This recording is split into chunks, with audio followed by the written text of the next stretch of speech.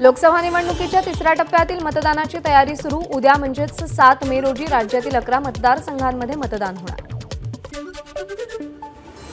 5व्या टप्प्यातील लोकसभेच्या उमेदवारांचा अर्ज मागे घेण्याचा आजचा अंतिम दिवस। 20 मे रोजी होणाऱ्या 5व्या टप्प्यातील मतदानाला आता मतदार कसा प्रतिसाद देतात याची उत्सुकता।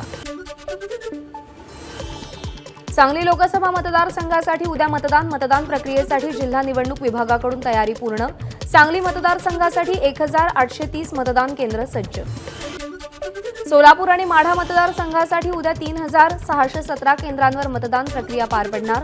19,000 कर्मचारी मतदान प्रक्रियेमध्ये सहभागी होणार, तर सुरक्षेसाठी जिल्हाभरामध्ये 7,000 पोलिसांचा बंदोबस्त असेल। उद्या होणाऱ्या मतदानासाठी रत्नागिरी सिंधुदुर्गमध्ये तयारी पूर्ण। 1942 मतदान केंद्रांवर सुमारे 14,38,471 मतदार मतदानाचा हक्क बजावणार। मतदानापूर्वी मतदाराला प्रलोभन देण्याची शक्यता असल्याने सीमारेषेवर वाहनांची तपासणी। मतदारांनी जास्तीत जास्त संख्येने मतदान करावं, निवडणूक निर्णय अधिकारी आणि जिल्हाधिकारी सचिन ओंबासे यांचं मतदारांना आवाहन। बारामती लोकसभा मतदारसंघासाठी 2516 मतदान केंद्रावरती मतदान होणार। निवडणूक प्रक्रियेत कर्मचारी आणि अधिकाऱ्यांना लागणारं सगळं साहित्य पुण्यातून बारामतीसाठी रवाना। रत्नागिरी सिंधुदुर्ग लोकसभा मतदारसंघासाठी उद्या मतदारांना मतदान करता यावं यासाठी उद्या आठवडी बाजार बंद। रत्नागिरी जिल्ह्यातल्या 14 ठिकाणचे बाजार बंद राहणार। रत्नागिरी सिंधुदुर्ग मतदारसंघासाठी उद्या मतदान होणार। मतदानासाठी उद्या मासेमारी बंद असेल। नौकांवरील कामगारांना मतदान करता यावं म्हणून मासेमारी बंद ठेवण्याचा निर्णय। देशामध्ये 6व्या टप्प्यात 57 मतदारसंघांमध्ये 25 मे रोजी मतदान होणार। त्यासाठी अर्ज भरण्याचा आजचा शेवटचा दिवस, तर 9 मे पर्यंत अर्ज मागे घेता येणार। दिल्लीतल्याही 7ही मतदारसंघांचा 6व्या टप्प्यात समावेश।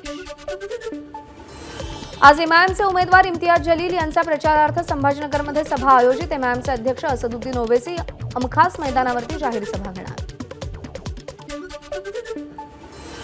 आदित्य ठाकरेंच्या छत्रपती संभाजीनगरमध्ये आज 2 सभा। गल्ले बोरगाव आणि गंगापूरमधील रांजणगाव शणपुंजी इथं चंद्रकांत खैरेंसाठी आदित्य ठाकरेंची सभा। अहमदनगरमध्ये महाविकास आघाडीचे उमेदवार निलेश लंके यांच्या प्रचारार्थ राहुरीमध्ये नितेश कराळे यांच्या सभेचं आयोजन। आपल्या वेगळ्या भाषण शैलीमुळे कराळे मास्तर प्रसिद्ध आहेत। नाशिकमध्ये बेकायदेशीर भूसंपादन करत मर्जीतील बिल्डरांना कंत्राट दिलं। नाशिक नगर विकास विभाग घोटाळा प्रकरणी संजय राऊतांचा आरोप। आज शरद पवारांचा बीड दौरा रद्द। सततच्या प्रचारसभेमुळे पवारांना थकवा, डॉक्टरांनी विश्रांतीचा सल्ला दिलाय, त्यामुळे आजचे सगळे कार्यक्रम रद्द करण्यात आले। रोहित पवारांनी शरद पवारांच्या तब्येतीची विचारपूस केली। गेल्या 20 दिवसांपासून शरद पवार केवळ 4 तास झोपत होते। त्यांची तब्येत उत्तम आहे, घसा बसल्यामुळे सभा रद्द केल्या, रोहित पवारांची माहिती। तब्येत बिघडल्यानं आज होणाऱ्या आष्टीतल्या सभेला शरद पवार गैरहजर राहणार। तुम्ही तब्येत जपा, ही खिंड आम्ही लढवतो। महाराष्ट्र दिल्लीसमोर झुकत नाही, हा इतिहास आहे आणि तोच इतिहास आम्हीही जपू। बीडचे उमेदवार बजरंग सोनावणेंची भावनिक पोस्ट। शरद पवार साहेब 1 दिवसाचा आराम करून पुन्हा जोमानं सभा घेतील, त्यामुळे आपल्या मतदारसंघातील विरोधकांनी फार खुश होण्याचं कारण नाही। अमोल कोल्हेंचा विरोधकांना टोला। महाविकास आघाडीचे उमेदवार निलेश लंकेंच्या प्रचारासाठी अमोल कोल्हेंची अहमदनगरमध्ये सभा। जनतेचा कौल लंकेंच्या बाजूने असल्याने त्यांचाच विजय होईल, अमोल कोल्हेंना विश्वास। सभेदरम्यान कोल्हेंकडून डायलॉगबाजी। हातकणंगले जागेसाठी उमेदवार यादी जाहीर होण्याच्या 1 दिवस आधी उद्धव ठाकरेंनी मशाल चिन्हावर लढण्यास सांगितलं। राजू शेट्टींची माहिती, मशाल चिन्हावरती लढलो असतो तर शेतकरी चळवळ सोडावी लागली असती। राजू शेट्टींची प्रतिक्रिया।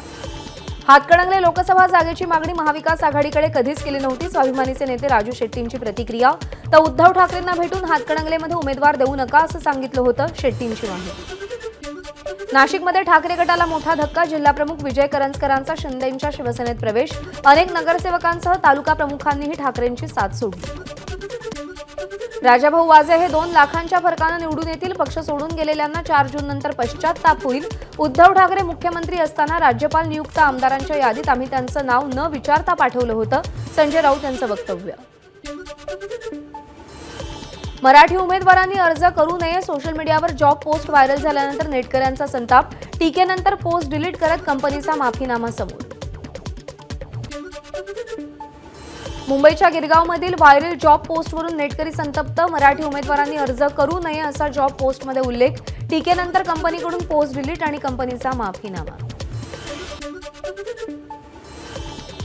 सोशल मीडियावर मराठी उमेदवारांनी अर्ज करू नये ही जॉब पोस्ट व्हायरल. दरम्यान अशा कंपन्या महाराष्ट्रात नसल्या तरी चालतील. या कंपनीची संपूर्ण चौकशी केली जाईल. शिक्षण मंत्री दीपक केसरकर यांची माहिती. मराठी माणसांचा आवाज राहू नये म्हणून शिवसेना तोडण्याचं काम मोदी शहांनी केलं. संजय राऊतांचा हल्लाबोल. गिरगावमध्ये झालेल्या प्रकाराबाबत शिंदे फडणवीस गप्प का? राऊतांचा सवाल. ईशान्य मुंबईत पुन्हा एकदा मराठी विरुद्ध गुजराती वाद. ठाकरे गटाच्या मराठी पदाधिकाऱ्यांना प्रचार करण्यापासून थांबवलं. गुजराती रहिवाशांनी पदाधिकाऱ्यांना सोसायटीत प्रचार करण्यापासून थांबवल्याचा शाखा प्रमुख प्रदीप मांडवकर यांचा आरोप.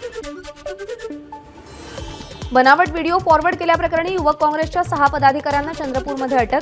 निवडणूक आचारसंहिता उल्लंघन केल्याप्रकरणी तब्बल 1.25 महिन्यांनी कारवाई झाली. केंद्र सरकारनं कांदा निर्यात बंदी उठवल्यानंतर एनसीसीएफ आणि नाफेड मार्फत 5 लाख टन कांदा खरेदी करणार. एनसीसीएफचे अध्यक्ष विशाल सिंग यांची माहिती. मुंबई लोकलमधील गर्दीचा प्रश्न ऐरणीवर. लोकलमधील गर्दी कमी करण्यासाठी मध्य रेल्वेचे महाव्यवस्थापक राम यादव रेल्वे बोर्डाला पत्र पाठवणार. कोकण रेल्वे मार्गावरून पनवेल ते मडगाव आणि सावंतवाडी दरम्यान विशेष रेल्वे गाड्या धावणार. सुट्टीमुळे प्रवाशांची अतिरिक्त गर्दी विभाजित करण्यासाठी रेल्वे विभागाचा निर्णय. कोकण रेल्वे मार्गावर 10 मे रोजी 2.5 तासांचा मेगाब्लॉक. निवासपूर ते राजापूर रोड दरम्यान देखभाल दुरुस्तीच्या कामासाठी सकाळी 9:10 ते 11:40 मेगाब्लॉक जाहीर. जेव्हीएलआर मार्गावर रामबाग ब्रिज आणि एटीपीएस जंक्शन इथं मेट्रो 6 प्रकल्पाच्या स्थानक उभारणीचं काम सुरू. या पार्श्वभूमीवर 4 ते 31 मे दरम्यान रोज रात्री 12 ते सकाळी 6 वाजेपर्यंत तात्पुरत्या स्वरूपात मार्ग बंद राहील. पुण्यामध्ये मेट्रोच्या प्रवाशांमध्ये वाढ. एप्रिलमध्ये दिवसाला सरासरी 80,000 प्रवाशांचा प्रवास. मार्च महिन्याच्या तुलनेत प्रवासी संख्येत वाढ. पुढील 3 ते 4 दिवस विदर्भासह मराठवाड्यात विजांच्या कडकडाटासह पावसाचा इशारा. तर दुसरीकडे तापमान वाढीचाही हवामान विभागानं अंदाज व्यक्त केला. राज्यभरात कमाल तापमानात वाढ. सोलापूर आणि अकोला जिल्ह्यात सर्वाधिक तापमानाची नोंद. मुंबईमध्ये उकाडा कायम तर काही ठिकाणी अवकाळी पावसाचा हवामान विभागाचा इशारा. सोलापूर शहरासाठी उजनी धरणातून 10 मे रोजी पाणी सोडण्यात येणार. अंदाजे 5.5 टीएमसी पाणी उजनी धरणातून सोलापूर शहरासाठी सोडलं जाईल. जिल्हाधिकारी कुमार आशीर्वाद यांची माहिती. छत्रपती संभाजीनगरच्या सोयगाव तालुक्यामध्ये विहिरीचं खोदकाम करताना चकाकणारे दगड सापडले. या प्रकरणी महसूल विभागाकडून पंचनामा करत विहीर सील. भाजपचे माजी नगरसेवक अमोर गोगे यांच्या 8 वर्षीय मुलीचा कूलरचा शॉक लागून मृत्यू. 2 दिवसांपूर्वी एका पोलीस शिपायाचाही अशाच पद्धतीनं मृत्यू झाला. त्यामुळे कूलर हाताळताना काळजी घेण्याचं महावितरणचं नागरिकांना आवाहन. यवतमाळच्या दारव्हा तालुक्यातील बोरी अरब इथं काम संपून घराकडे जात असताना दोघांना कारची धडक. एकाचा जागीच मृत्यू तर अन्य एका तरुणाचा उपचारादरम्यान मृत्यू झाल्याची माहिती. अपघातानंतर वाहन चालक घटनास्थळावरून फरार. भंडारा लाखनी महामार्गावर 2 भरधाव ट्रकची समोरासमोर धडक. दोन्ही ट्रकच्या केबिनचा चुरडाव. अपघातामध्ये 5 जण गंभीर जखमी. भारतीय महिला आणि पुरुष रिले पॅरिस ऑलिम्पिकसाठी पात्र. ऑलिम्पिक स्पर्धेसाठी पात्रता स्पर्धेत दुसरा क्रमांक पटकावल्यानंतर दोन्ही संघ ऑलिम्पिकमध्ये सहभागी होणार. महिलांच्या T20 वर्ल्ड कपचे वेळापत्रक जाहीर. 3 ते 20 ऑक्टोबर दरम्यान बांगलादेशमध्ये आयोजन. भारताची पहिली लढत न्यूझीलंड विरुद्ध 4 ऑक्टोबरला.